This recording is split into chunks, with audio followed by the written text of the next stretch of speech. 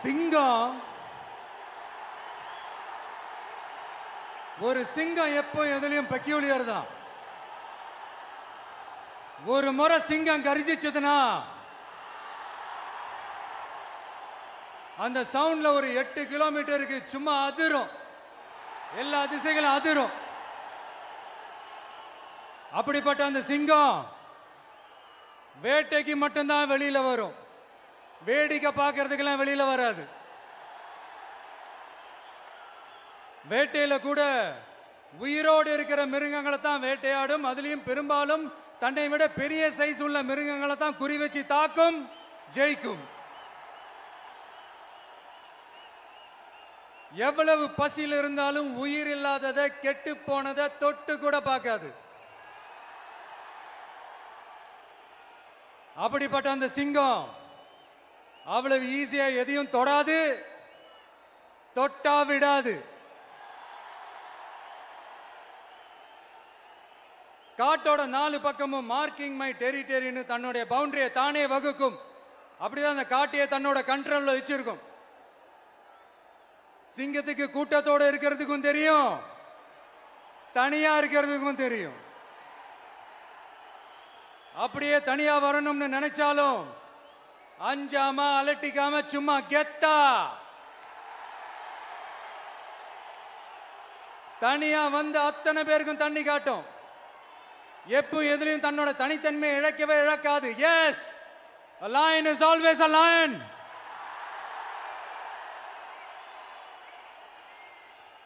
There are so many jackals and other animals in the forest, but there will be only one lion. And even if it is single, it will be the king of jungle. It is not only a description but also a clear declaration. சிங்கத்தை பத்தி பேசிட்டு நம்ம சிங்க குட்டிகளையும் சிங்க பெண்களையும் பத்தி நம்ம பேசாம இருக்க முடியுமா? அவங்கள எப்படி நான் மறப்பேன்? அவங்க தான் என்னுடைய உயிராச்சே. என் நெஞ்சில் குடியிருக்கும்.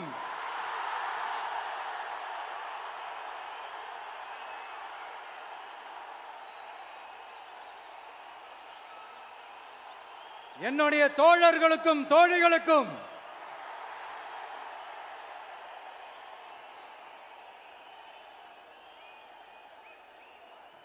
நேர்ல வர முடியாத சூழல்ல வீட்டில் இருந்துகிட்டே நம்மளோட இந்த மாநாட்டில் நேரலை வாயிலாக கலந்துகிட்டு இருக்கிற என்னுடைய அம்மாக்கள், அக்கா தங்கைகள், அண்ணன் தம்பிகள், நண்பர்கள் அனைவருக்கும் என்னோட உயிர் வணக்கம். என்னோட உயிர் வணக்கம், என்னோட உயிர் வணக்கம்.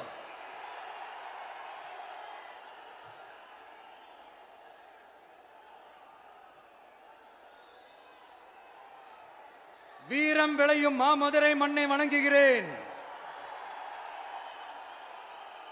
இந்த மதுரைனாலே உடனே ஞாபகத்துக்கு வரது சீறி பாஞ்சி துள்ளி குதிக்கிற யாருக்கும் அடங்காத காளைகள் விளையாடுற அலங்காநல்லூர் ஜல்லிக்கட்டு தான். நம்ம வைகை ஆறு தான். அழகர் ஆத்துல இறங்குற வைபவம். மதுரை மீனாட்சி அம்மன். இந்த மண்ணோட உண்மையான குணம் உணர்வு பூர்வமான மண் இது. அது மட்டும் இல்ல, இந்த மண்ணில் வாழ்ற மக்களும் அப்படித்தான் உணர்வு பூர்வமான ஆளுங்க. நான் இந்த மண்ணில் கால் எடுத்து வச்ச உடனே ஒரே ஒருத்தரை பத்தி தான் மனசுக்குள்ள ஓடிக்கிட்டே இருந்தது. அவர் யாருன்னு உங்களுக்கும் தெரிஞ்சிருக்கும். சினிமானாலும் சரி, அரசியல்னாலும் சரி, நமக்கு ரொம்ப ரொம்ப பிடிச்சது புரட்சி தலைவர் எம்ஜிஆர் அவர்கள் தான். அவரோட பழகிறதுக்கு எனக்கு வாய்ப்பு கிடைக்கல. ஆனா அவரை மாதிரியே குணம் கொண்ட என்னுடைய அண்ணன் புரட்சி கலைஞர் கேப்டன் விஜயகாந்த் அவர்களோட பழகிறதுக்கு எனக்கு நிறையவே வாய்ப்பு கிடைச்சது. அவரும் இந்த மதுரை மண்ணை சேர்ந்தவர் தானே, அவரை மறக்க முடியுமா? தமிழ்நாட்டு மக்கள் உணர்வுபூர்வமா உண்மையா நம்ம பக்கத்திலே நிக்கிறவங்க. அதுக்கு ஒரு மிகப்பெரிய அடையாளம் தான் இந்த மதுரை மண். நம்ம தமிழக வெற்றி கழகம் கையில் எடுத்திருக்கிற அரசியலும் அப்படித்தான். உண்மையான அரசியல், உணர்வு பூர்வமான அரசியல், நல்ல அரசியல், நல்லவங்களுக்கான அரசியல், நாட்டு மக்களுக்கான அரசியல், நல்லது மட்டுமே செய்கிற அரசியல்.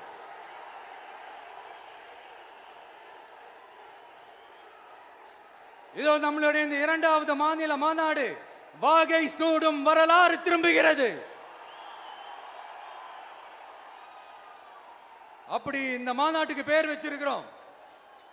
1967லயும் 1977லயும் நம்ம தமிழக அரசியல் ஒரு மிகப்பெரிய ஆட்சி அதிகார மாற்றங்கள் ஒண்ணு நடந்துச்சு இல்லையா?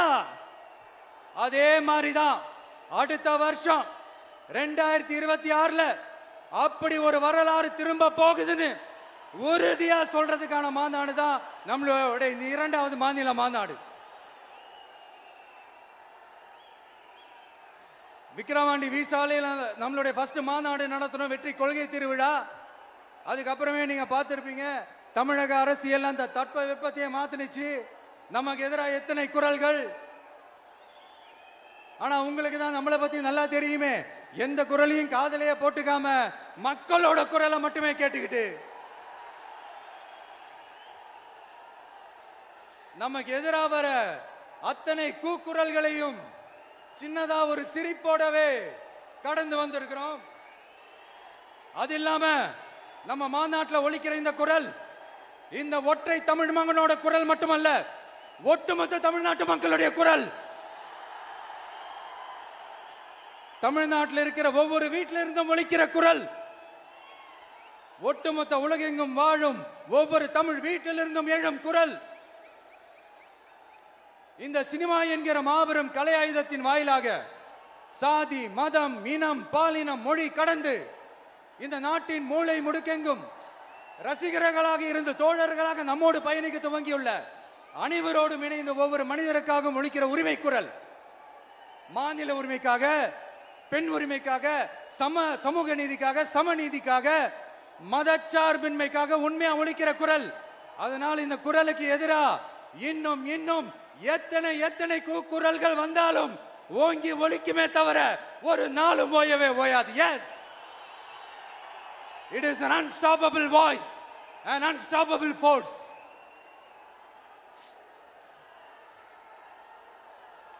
நம்ம அரசியலுக்கு வர்றதுக்கு முன்னாடி அட இவரெல்லாம் வரமாட்டாரியா, அவரே வரல, இவரே வரல, இவருங்க வர போறாரு அப்படின்ட்டு நிறைய பேர் ஜோஷியம் சொன்னாங்க. அப்புறம் நம்ம கட்சியினுடைய பேர் அறிவிச்சதுக்கு அப்புறம் பேரு தானே அறிவிச்சிருக்கிறாரு, மக்கள் கிட்ட பேர் வாங்கணும்ல, அதெல்லாம் முடியாதுன்னாங்க. அப்புறம் ரொம்ப முக்கியமா மாநாடுலாம் எவ்வளவு பெரிய விஷயம், அதெல்லாம் இவர் ஒத்தால எப்படி பண்ண முடியும், சும்மா பக்கத்தில் புசியானதை வச்சுக்கிட்டு மாநாடுல எப்படி நடத்தி காட்ட முடியும், அதெல்லாம் அவங்களால முடியாது. அப்புறம் மழை பெஞ்சு எல்லாத்தையும் கெடுத்துரும். ஏன் என் கூட இருக்கிறவங்களே கூட தான் சொன்னாங்க. அதுக்கப்புறம் என்ன நடந்துச்சுன்னு உங்க எல்லாருக்குமே தெரியும். இப்ப புதுசா ஒண்ணு சொல்ல ஆரம்பிச்சிருக்கிறாங்க. அது என்னடானா, ஆட்சியை பிடிக்கிறதெல்லாம் அவ்வளவு ஈஸி இல்லை இல்லையா. இப்ப அதெல்லாம் விட்டாங்க, இப்ப இங்க வந்துட்டாங்க. இவர் நேரா ஷூட்டிங்ல இருந்து வருவாராம், வந்து ஆட்சியை பிடிப்பாராம். அது எப்படி இவராலே முடியும், அவராலே முடியல, இவராலே முடியல, அவருக்கு அத்தனை வருஷம் ஆச்சு, இவராலே எப்படி முடியும்ட்டு ஒரு பக்கம். இன்னொரு பக்கம் கூட்டம்லாம் ஓகே தான், அது எப்படி ஓட்டா மாறும் அப்படின்றது இன்னொரு பக்கம். இப்படி கதை, திரைக்கதை, வசனம், இயக்கம், பாடல்கள்,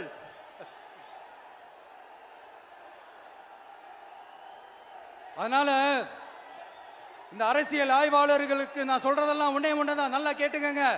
இந்த விஜய் ஏதோ இந்த பல லட்சம் பேர் கூடுற கூட்டத்தில் மட்டுமே இருக்கிறாரு அப்படின்னு மட்டும் தப்பு கணக்கு போட்டாதீங்க. ஏன்னா நம்மளுடைய இந்த கூட்டம் வெறும் ஓட்டா மட்டும் இல்லைங்க, வரப்போற தேர்தலில் மக்கள் விரோத ஆட்சியாளர்களுக்கு நாம வைக்க போற வேட்டா, நம்மளை கோட்டைக்கு அனுப்ப போற ரூட்டா இருக்க போதுன்னு சீக்கிரமாவே தெரிஞ்சுப்பீங்க. ஏன்னா கோடிக்கணக்கானவங்களோட ஹார்ட்லயும் வீட்லயும் ஏற்கனவே ஆல்ரெடி உயிரா, உணர்வா, உறவா இருக்கிறோம். நம்மளுடைய கனெக்ட் எல்லாம் வெறும் மக்களோட மட்டும்தான். நாம யாருன்னு அவங்களுக்கு தெரியும், அவங்க யாருன்னு நமக்கு தெரியும். நாமளும் நம்ம மக்களும் எப்படி இருக்கிறோம்னு எதிரிகளுக்கு நல்லாவே தெரியும். இருந்தாலும் இந்த விஜய் எதுக்குப்பா வந்திருக்கிறாரு, இவர் என்ன புதுசா என்ன திட்டம்லாம் சொல்லிட்டாரு அப்படின்னு வேற நிறைய கேள்விகள். இந்த சொல்றேன் தெரிஞ்சுக்கங்க. பெண் குழந்தைகள், பெண்கள் மற்றும் வயசானவங்களோட பாதுகாப்புல தான் நம்ம பிரையாரிட்டியே. அடுத்து இளைஞர்கள், உழவர்கள், உழைப்பாளர்கள், நெசவாளர்கள், மீனவர்கள், ஆதரவற்ற முதியோர்கள், மாற்றுத்திறனாளிகள், மூன்றாம் பால் இனத்தவர்கள்னு இன்னும் யாருக்கெல்லாம் கவர்மெண்டோட ஒரு ஸ்பெஷல் அட்டென்ஷன் தேவையோ அவங்க எல்லாருக்குமான ஒரு கவர்மெண்ட் அமைக்கிறது தான் நம்ம இலக்கே. நான் ஏற்கனவே சொன்னதை தான் இங்க நான் திரும்பவும் சொல்றேன். நம்மளுடைய இந்த தமிழக வெற்றி கழகம் ஏதோ அரசியல் ஆதாயத்துக்காக தொடங்கப்பட்ட கட்சியெல்லாம் கிடையாதுங்க. கொள்கை கோட்பாடுகளோடு தந்தை பெரியார், பெருந்தலைவர் காமராஜர், அண்ணல் அம்பேத்கர், வீரமங்க வேலு நாச்சியார், மக்கள் சேவகர் அஞ்சலை அம்மாள், நம்மளுடைய 5 கொள்கை தலைவர்களோட வழிகாட்டுதல்களோடு தொடங்கப்பட்ட கட்சி. நம்ம ஸ்டாண்ட்ல நாம எப்பவுமே ஸ்ட்ராங்கா தாங்க இருக்கிறோம். அதுல எந்த மாற்றத்துக்கோ எந்த சமரசத்துக்கோ துளி கூட இடமில்லை. நம்மளுடைய ஒரே கொள்கை எதிரி பாஜக தான். நம்மளுடைய ஒரே அரசியல் எதிரி திமுக தான். எப்படி? நம்மளுடைய ஒரே கொள்கை எதிரி, நம்மளுடைய ஒரே அரசியல் எதிரி ஏதோ இந்த அண்டர் கிரவுண்ட் ஆதாயத்துக்காக டீல் போட்டுக்கிட்டு டீல் பேசிக்கிட்டு இந்த அலையன்ஸ் வச்சுக்கிட்டு இந்த ஊரை ஏமாத்துற கட்சி எல்லாம் நம்ம டிவிக்கே கிடையாதுங்க. யாருக்காகவும் எதுக்காகவும் எந்த பயமும் கிடையாது. மாபெரும் பெண்கள் சக்தி நம்மளோட இருக்கிறாங்க, மாபெரும் இளைஞர்கள் சக்தி நம்மளோட இருக்கிறாங்க, ஒட்டுமொத்த தமிழ்நாட்டு மக்களுடைய சக்தி நம்மளோட நிக்கிறாங்க. அப்படி இருக்கும்போது இந்தியாவில் இருக்கிற எல்லா ஸ்டேட்லயும் வாழ்ற நம்ம தமிழ் நெஞ்சங்கள் மட்டும் இல்ல, உலகம் பூரா 100க்கும் மேலான நாடுகள்ல வாழ்ற நம்ம தாய் தமிழ் உறவுகள் எல்லாருமே என்ன விஜய் தளபதி விஜய் இல்லனா விஜய் தளபதி இப்படி சொந்தம் கொண்டாடுற கோடிக்கணக்கானவங்களோட அன்பு மாசியும் நம்மளோட இருக்கும்போது, இவங்க எல்லாருமே நம்மளோட நிற்கும் போது எதுக்குங்க இந்த பாசிச பாஜகவோட நேரடி கூட்டணியோ இல்ல மறைமுக கூட்டணியோ உறவு வச்சுக்க? நாம என்ன உலகமாக ஊழல் கட்சி? என்ன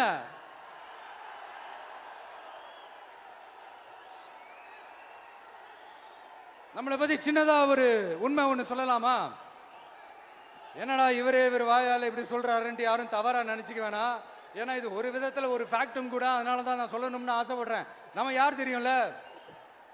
நாம எல்லாருமே சொல்றேன். நாம யார் தெரியும்ல? இந்தியாவின் மாபெரும் மக்கள் சக்தி கொண்ட ஒரு மகத்தான வெகுஜன மக்கள் படை.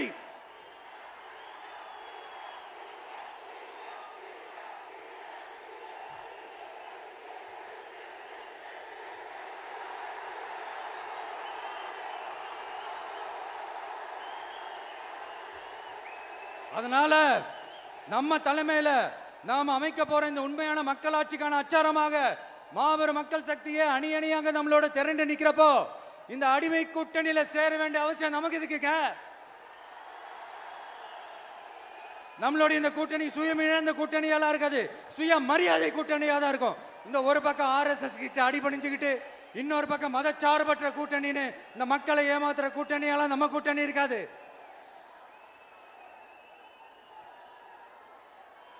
நான் இப்பவும் சொல்றேன், நம்மளை நம்பி வர்றவங்களுக்கு ஆட்சியிலும் அதிகாரத்திலும் உறுதியாக பங்களிப்பு செய்யப்படும்.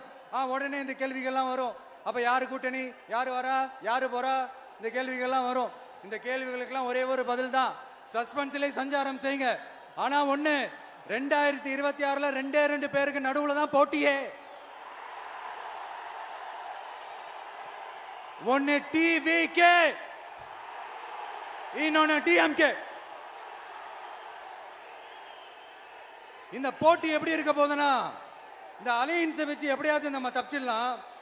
என்ன இந்த பழைய இந்த மேத்தமேட்டிக்ஸ் அரித்மேட்டிக்ஸ் இதெல்லாம் வச்சு எப்படியாவது நம்ம தப்பிச்சிடலாம் அப்படின்னு நினைக்கிறவங்களோட அந்த கனவு ஒரு நாளும் மைப்படாது. சரி, இப்ப நம்ம வேற ஒரு ஏரியாவுக்கு ஒண்ணு வருவோம். எதிர்காலம் வரும், என் கடமை வரும், இந்த கூட்டத்தின் ஆட்டத்தை ஒழிப்பேன்.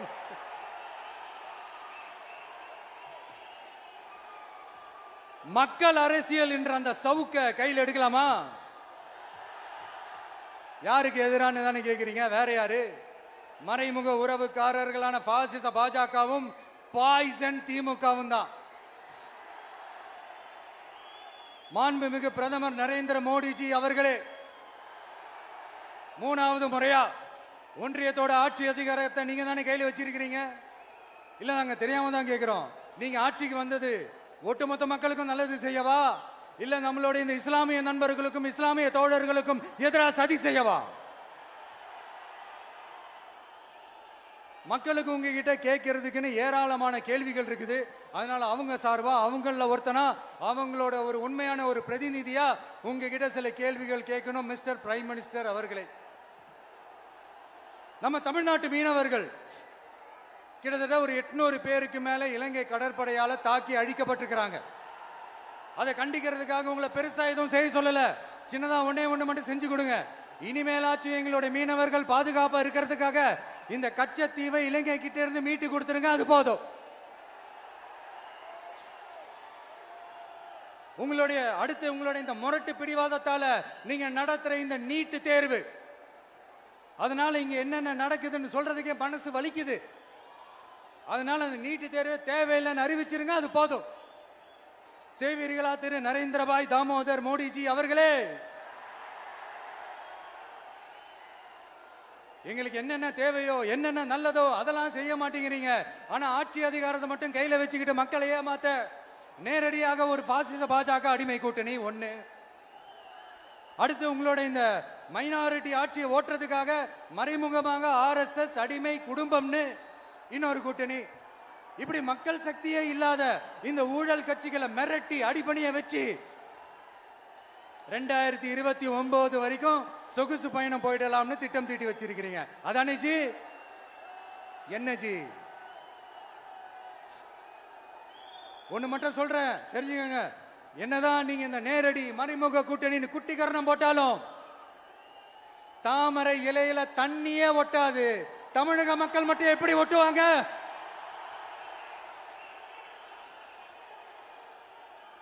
இங்க ஒரு MP சீட்டு கூட தரலன்றதுக்காக தமிழ்நாட்டுக்கும் தமிழ்நாட்டு மக்களுக்கும் எதுவுமே செய்யாம ஓரவஞ்சனை செய்யுது இந்த ஒன்றிய பாஜக அரசு. சங்கம் வச்சு தமிழ் வளர்த்த மண் இந்த மதுரை மண். அதனால இங்க அந்த கீழடியில கிடைச்ச ஆதாரங்களை எல்லாம் மறைச்சிட்டு எங்க நாகரிகத்தையும் எங்க வரலாறையும் அழிக்கிறதுக்காக உள்ளடி வேலை செய்யலாம்னு நினைக்கிறீங்க. தமிழ்நாட்டை தொட்ட என்ன நடக்கும் நீங்க பல உதாரணங்கள் இருக்குது. அதனால இதையெல்லாம் மறைச்சிட்டு எங்க மக்களை ஏமாத்திடலாம்னு மட்டும் நினைக்காதீங்க. மத நல்லிணக்கத்திற்கு பெயர் பெற்ற இந்த மதுரை மண்ணிலிருந்து சொல்றேன், உங்க எண்ணம் எல்லாம் ஒரு நாளும் ஈடேறாது.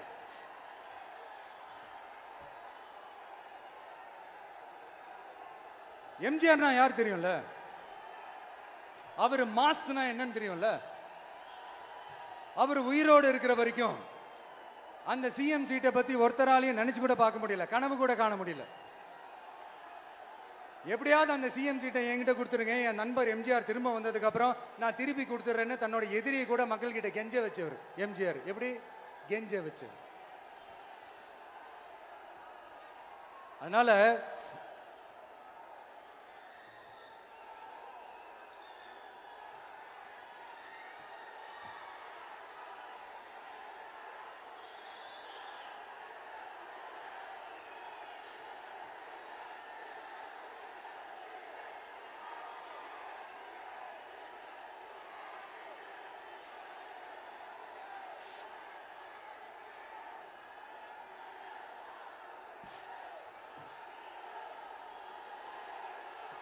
ஆனா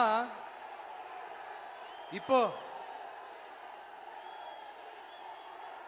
அவர் ஆரம்பிச்ச அந்த கட்சியை, எம்ஜிஆர் அவர்கள் ஆரம்பிச்ச அந்த கட்சியை கட்டி காக்கிறது யாரு? இன்னைக்கு அந்த கட்சி எப்படி இருக்குது? அதை நான் சொல்லிதான் உங்களுக்கு தெரியணுமா என்ன? அப்பாவி தொண்டர்கள் அதை வெளியில சொல்ல முடியாம வேதனையில தவிக்கிறாங்க. 2026 சட்டமன்ற தேர்தலில் யாருக்கு ஓட்டு போடணும், எப்படிப்பட்ட ஆட்சி இங்க அமையணும்னு அந்த அப்பழுக்கற்ற அந்த தொண்டர்களுக்கும் ரொம்ப நல்லாவே தெரியும். அதனால என்ன வேஷம் போட்டுக்கிட்டு பாஜக இங்க தமிழ்நாட்டுக்குள்ள வந்தாலும் அவங்க வித்தை எல்லாம் இங்க வேலைக்கே ஆகாது. இப்படி பொருந்தா கூட்டணியா இந்த பாஜக கூட்டணி இருக்கிறதுனால இப்ப ஆட்சியில இருக்கிற இந்த வெற்றி விளம்பர மாடல் திமுக என்ன செய்யுதுன்னு தெரியும்ல? பாஜகவோட உள்ளுக்குள்ள ஒரு உறவை ஒண்ணு வச்சுக்கிட்டு வெளியில எதிர்க்கிற மாதிரி, அப்படி எதிர்க்கிற மாதிரி ஒரு டிராமா ஒண்ணு பண்ணிக்கிட்டு எதிர்கட்சியா இருந்தா போங்க மோடின்னு பலூன் விடுறது, ஆளுங்கட்சியா இருந்தா வாங்க மோடின்னு கொடை பிடிச்சுக்கிட்டு கும்பிடு போடுறது. இது மட்டுமா?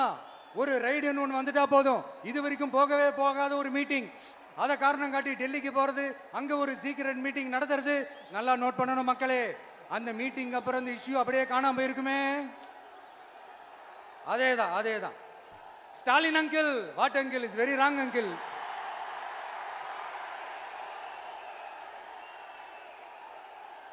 இப்படி தமிழ்நாட்டில் இப்ப நடக்கிற இந்த ஆட்சியினுடைய லட்சணத்தை பார்த்துக்கிட்டு நாம எப்படி சும்மா இருக்க முடியும்? ஒரு தவறு செய்தால், அதை தெரிந்து செய்தால், அவர் கபட நாடக மு.க. ஸ்டாலின் அங்கிளாகவே இருந்தாலும், அங்கிள் உங்களுக்கு மனசாட்சின்னு ஒன்று இருந்துச்சுன்னா நாங்க கேட்கிற கேள்விகளுக்கு மட்டும் கொஞ்சம் பதில் சொல்லுங்க அங்கிள். நீங்க நடத்துற இந்த ஆட்சியில நேர்மை இருக்கா? நியாயம் இருக்கா? ஊழல் இல்லாம இருக்கா? சட்டம் ஒழுங்கு சரியா இருக்கா? பெண்களுக்கு பாதுகாப்பு இருக்கா? பொதுமக்களுக்கு பாதுகாப்பு இருக்கா? இயற்கை வளங்களுக்கு பாதுகாப்பு இருக்கா? சொல்லுங்க மை டியர் அங்கிள், சொல்லுங்க. டாஸ்மாக்ல மட்டுமே இது வரைக்கும் 1000 கோடிக்கு மேல ஊழல்னு சொல்றாங்க. அதுல மட்டுமா தப்பு நடக்குது? வேற எதுல தான் நடக்கல? உலகத்திலே மிஸ்டர் கிளீன் ரெக்கார்ட்ஸ் எல்லாம் உங்களுக்கும் உங்க கூட இருக்கிறவங்களுக்கும் மட்டும்தான் அங்கிள் கொடுக்கணும். இதை பார்த்து வாயே இல்லாத ஊரு கூட வயிறு வலிக்கு சிரிக்குது. பெண்களுக்கு 1000 ரூபாய் கொடுத்துட்டீங்கன்னா போதுமா அங்கிள்? அப்படியே அது மூடி மறைச்சிடலான்னு பாக்குறீங்களா? படிக்கிற இடத்துல, வேலைக்கு போற இடத்துல, வெளியில போற இடத்துலன்னு அவங்களுக்கு பாதுகாப்பே இல்லைன்னு ஒட்டுமொத்த பெண்களும் கதறாங்க. அந்த கதறல் சத்தம் ஏதாவது உங்க காதுல கேக்குதா அங்கிள்? இதுல வேற உங்க அப்பான்னு கூப்பிடுறாங்கன்னு வேற சொல்றீங்க. What is this uncle? Is very very wrong uncle, is very very wrong. பெண்களுக்கு மட்டுமா பொய் வாக்குறுதி கொடுத்து ஏமாத்துறீங்க? அரசு ஊழியர்கள், ஆசிரியர்களை ஏமாத்துறீங்க, விவசாயிகளை ஏமாத்துறீங்க, பரந்தூர்ல பாதிப்பே வராதுன்னு சொல்லி ஏமாத்துறீங்க, மீனவர்களை ஏமாத்துறீங்க, போதைப் பொருள் கலாச்சாரத்தை ஒழிக்காம ஏமாத்துறீங்க. ஐயோ very very first uncle, very very first. எப்படி கேட்டாலும் இவங்க கிட்ட இருந்து எந்த பதிலும் வரப்போறதில்லை. ஏன்னா இருந்தா தானே. இப்ப ஆட்சியில இருக்கிற நம்மளுடைய அங்கிள் பதில் சொல்றது இருக்கட்டும். மக்களை நீங்க சொல்லுங்க, நீங்க உண்மையை சொல்லுங்க. செய்வோம்னு சொன்னாங்களே, சொன்னதெல்லாம் செஞ்சாங்களா? உங்களை தான் கேக்குறேன், சொன்னதெல்லாம் செஞ்சாங்களா? சத்தமா மை டியர் அங்கிள், கேக்குதா? மக்களோட சத்தம் கேக்குதா? இது வெறும் சாதாரணமான முழக்கம் தான். கூடிய சீக்கிரம் மக்களை போய் சந்திக்க போறேன், அவங்களோட மனசு விட்டு பேச போறேன். அதுக்கப்புறம் இந்த சாதாரணமான முழக்கம் இடி முழக்கமா மாறும். அத்தோட நிக்காது. அந்த இடி முழக்கம் தமிழ்நாட்டோட போர் முழக்கமா மாறும். அந்த போர் முழக்கம் உங்களை ஒரு நிமிஷம் கூட தூங்க விடாது. நடக்குதா இல்லையான்னு பாருங்க. என்னடா இவன் இவ்வளவு ஸ்ட்ராங்கா சொல்றானேன்னு பாக்குறீங்களா? எல்லாரும் கட்சி ஆரம்பிச்சதுக்கு அப்புறம் தான் ஒவ்வொரு வீட்டுக்குள்ளேயும் போறதுக்கு ட்ரை பண்ணுவாங்க. ஆனா நாங்க அப்படி இல்லை. ஒவ்வொரு வீட்டுக்குள்ளேயும் போனதுக்கு அப்புறம் தான் கட்சியாவே ஆரம்பிச்சிருக்கிறோம்.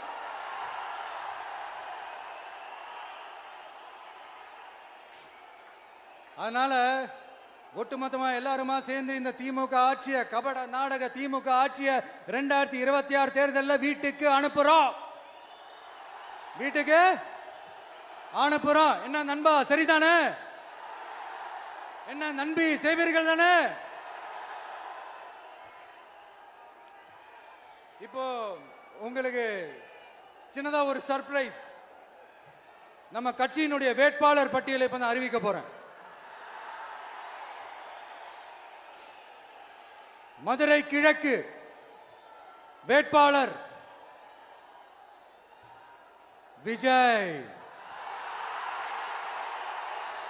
இன்னும் முடிக்கல. ஒரு நிமிஷம், இன்னும் முடிக்கல. மதுரை மேற்கு வேட்பாளர் விஜய். மதுரை மத்தி வேட்பாளர் விஜய். மதுரை தெற்கு வேட்பாளர் விஜய். மதுரை வடக்கு வேட்பாளர் விஜய். மேலூர் விஜய். சோழவந்தான் விஜய். திருப்பரங்குன்றம் விஜய்.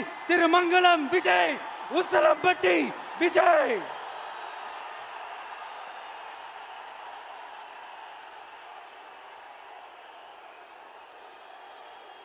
என்னடா எல்லா தொகுதியிலையும் ஒரே வேட்பாளர்னு பாக்குறீங்களா? 234 தொகுதியிலையும் இந்த விஜய் தான், அதாவது உங்க விஜய் தான் உங்க சின்னம். இன்னும் சிம்பிளா சொல்லணும்னா உங்க வீட்டில் இருக்கிற ஒருத்தர் தான் வேட்பாளரா நிக்க போறாங்க. அந்த வேட்பாளரும் நானும் வேறு வேறு இல்லை. நீங்க அவருக்கு ஓட்டு போட்டீங்கன்னா எனக்கு ஓட்டு போட்ட மாதிரி, இந்த முகத்துக்காக நீங்க ஓட்டு போட்டீங்கன்னா உங்க வீட்டில் இருக்கிற உங்களுடைய வேட்பாளர் ஜெயிச்ச மாதிரி. என்னடா இவர் ஏதோ ஓவரா சொல்றாருன்னு நினைக்க வேணாம். பிராக்டிக்கலா அப்படிதான் இருக்கும், அப்படிதான் இருக்கணும். நீங்களும் அப்படிதான் நினைப்பீங்கன்னு நான் நம்புறேன்.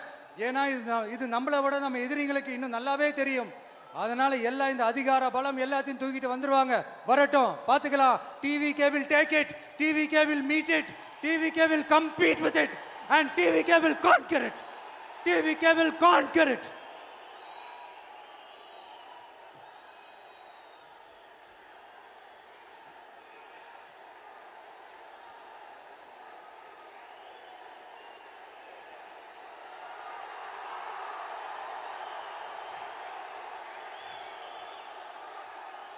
இந்த நேரத்தில் நம்ம மனசுல இருக்கிறத மக்கள் கிட்ட சொல்லி ஆகணும். தூத்துக்குடி ஸ்னோலினோட அம்மா என்ன அவங்களோட தம்பி, இன்னும் அவங்க பொண்ணுக்கு நான் தாய் மாமன்னு சொன்னாங்க. அந்த அக்காவோட குழந்தைக்கு மட்டும் இல்லைங்க, என்ன அண்ணனா தம்பியா நினைக்கிற தமிழ்நாட்டில் இருக்கிற என்னோட எல்லா சகோதரிகளின் குழந்தைகளுக்கும் நான் இன்னைக்கு மட்டும் இல்ல, என்னைக்குமே ஒரு தாய் மாமனா தான் இருப்பேன். நீங்க எல்லாரும் என்னுடைய ரத்த உறவு, கூட பிறந்த பொறுப்பு. என் வீட்டு ரேஷன் கார்டுல வேணா உங்க பேர் இல்லாம இருக்கலாம், உங்க வீட்டு ரேஷன் கார்டுல வேணா என் பேர் இல்லாம இருக்கலாம். ஆனா நாம எல்லாரும் ஒண்ணுதான், உறவுதான். நமக்கு இடையே எந்த அரசியலும் உள்ள நுழையவே முடியாது. என்கிட்ட இருந்து உங்களையும் உங்ககிட்ட இருந்து என்னையும் எந்த சக்தியாலும் பிரிக்கவே முடியாது. அப்புறம் நான் ஒன்னும் இந்த மார்க்கெட் போனதுக்கு அப்புறம், ரிட்டையர் ஆனதுக்கு அப்புறம் அடைக்கலம் தேடி அரசியலுக்கு வரல, படைக்கலனோட வந்திருக்கிறோம். பவர்ஃபுல் போர்ஸோட, மாபெரும் படை வரிசையோட, எல்லாத்துக்கும் தயாராகி தான் வந்திருக்கிறோம். இவ்வளவு தயாரா நாம அரசியலுக்கு வர்றதுக்கு ரொம்ப ரொம்ப முக்கிய காரணம் ஒண்ணு இருக்கு. அது என்ன தெரியுமா? நன்றி கடன், நன்றி கடன், நன்றி கடன்.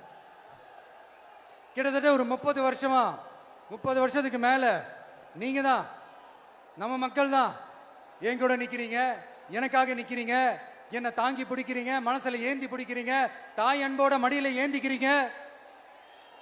உண்மையை சொல்லணும்னா வேற யாரை விடவும் எனக்கு இந்த அன்பையும் ஆதரவையும் கொடுத்திருக்கிறீங்க.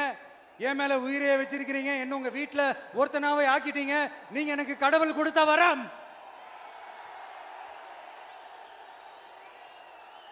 உலகம் பூரா நமக்காக நம்ம கூட நிக்கிற நம்ம மக்களை நான் எப்படி மறப்பேன்? நான் என் லைஃப்ல ரொம்ப உயிரா நினைக்கிறதே பெண்களை, குழந்தைங்களை, இளைஞர்களை, உழைக்கிற மக்களை தான். இவங்க தான் நம்மளோட வகைரா. இதை பார்த்து தான் நம்மளோட எதிரிகளுக்கு பத்தி எரியுது. அதுக்காக நாம் என்ன செய்ய முடியும்? அதனால நம்ம உறவுகளை, சொந்தத்தை, வகைராவை யாருக்காகவும் எதுக்காகவும் விட்டு கொடுக்க முடியாது இல்லையா? Here at this moment among this August gathering, I want to open my heart and say I enjoy people, I respect people, I worship people.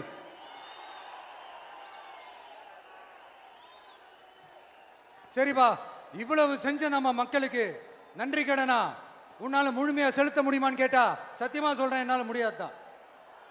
இன்னும் எத்தனை ஜென்மம் எடுத்தாலும் அந்த நன்றி கடனை என்னால தீர்க்கவே முடியாது. அப்புறம் என்ன மானாவுக்கடா நீ வந்திருக்க தானே கேக்குறீங்க? மைண்ட் வாய்ஸ் கேட்ட மாதிரி இருந்தது. வாழ்நாள் முழுக்க நம்ம மக்களுக்காக ஆதரவா துணையா நிக்கிறத தவிர, அவங்களுக்காக உழைக்கிறத தவிர எனக்கு வேற எந்த எண்ணமும் இல்லை. எனக்கு இப்ப வேற வேலையும் இல்லை. இனிமே எனக்கு இதுதான் என் வேலையே, என் கடன் இனி என் மக்களுக்கு பணி செய்து கிடப்பதே. இப்படியா ஹார்ட் டு ஹார்ட் யதார்த்தமா பேசிய பழகிட்டோம். இதுக்கு மேலேயும் எனக்கும் மக்களுக்கும் இடையே இருக்கிற அந்த உறவை பத்தி நான் பேச ஆரம்பிச்சேன்னா ஒரு மாதிரி எமோஷனல் ஆகிடுவேன். அப்புறம் அதை கண்ட்ரோல் பண்ணுறது ரொம்ப கஷ்டம். அதனால என்னை மனசார நேசிக்கிற நம்ம மக்களுக்கு ஒன்னே ஒன்று சொல்றேன். இந்த விஜய் உங்க விஜய், உங்களுக்கான விஜய், உங்களுக்காக மட்டுமே இருக்கிற விஜய். உங்க கூட நிக்க, உங்களுக்காக நிக்க, உண்மையா நிக்க, உணர்வோட நிக்க, உறுதியா நிக்க, உங்க கூட பேச, உங்களுக்காக பேச, உண்மையா பேச, உணர்வோட பேச, உறுதியா பேச, உங்களுக்காக சேவை செய்ய உங்க விஜய் நான் வர.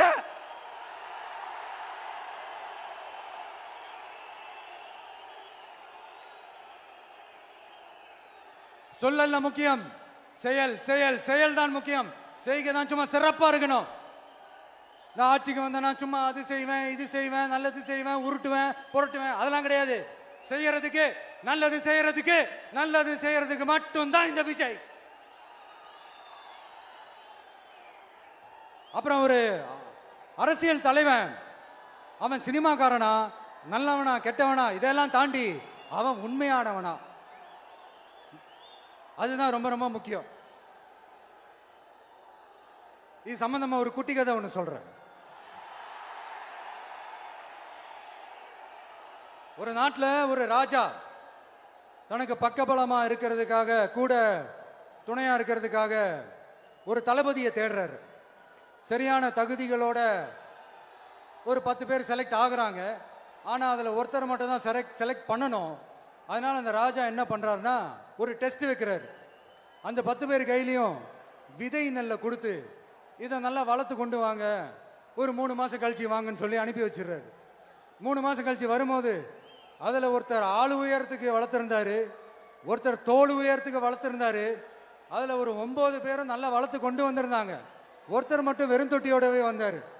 என்னன்னு கேட்டதுக்கு, நானும் தண்ணி ஊத்தி ஊத்தி பாக்குறேன், உரம் வச்சு வச்சு பாக்குறேன், வளரவே மாட்டேங்குது ராஜா, என்ன பண்றதுன்னு தெரியலன்னு சொன்னதுக்கு ராஜா அவரை கட்டி அணைச்சிக்கிட்டு, இனிமே நீதான் என்னுடைய தளபதி, எல்லா அதிகாரமும் உனக்கு தான் சொன்னாரு. ஏன்னா அந்த 10 பேர் கையிலையும் ராஜா கொடுத்தது அவித்த விதை நெல், அது முளைக்கவே முளைக்காது.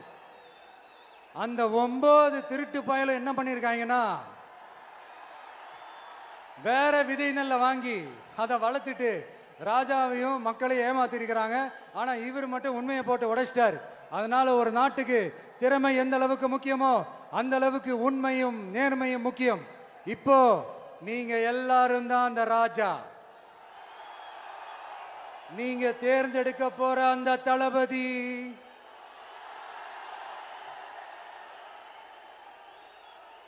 சும்மா சினிமாக்காரன் சினிமாக்காரன் சினிமாக்காரன். அம்பேத்கர் அவர்களை தோக்கடிச்சது சினிமாக்காரன் இல்ல, அரசியல்வாதி. காமராஜர் அவர்களை தோக்கடிச்சது, இங்க விருதுநகர் பகுதியில் தோக்கடிச்சது சினிமாக்காரன் இல்ல, இன்னொரு அரசியல்வாதி. இன்னைக்கும் நம்ம கூட வாழ்ந்துட்டு இருக்கிற நல்ல கண்ணு ஐயாவை தோக்கடிச்சது சினிமாக்காரன் இல்ல, அரசியல்வாதி. இப்படிப்பட்ட நல்ல நல்ல தலைவர்களை எதிர்த்து நின்று தோக்கடிக்கணும்னு அந்த எண்ணத்தை உருவாக்குனது சினிமாக்காரன் இல்ல, அரசியல்வாதி. அதனால எல்லா அரசியல்வாதியும் அறிவாளியும் கிடையாது, எல்லா சினிமாக்காரனும் முட்டாளும் கிடையாது. கான்பிடண்டா இருங்க, நல்லதே நடக்கும், வெற்றி நிச்சயம். மீண்டும் சந்திக்கும் வரை நன்றி, வணக்கம்.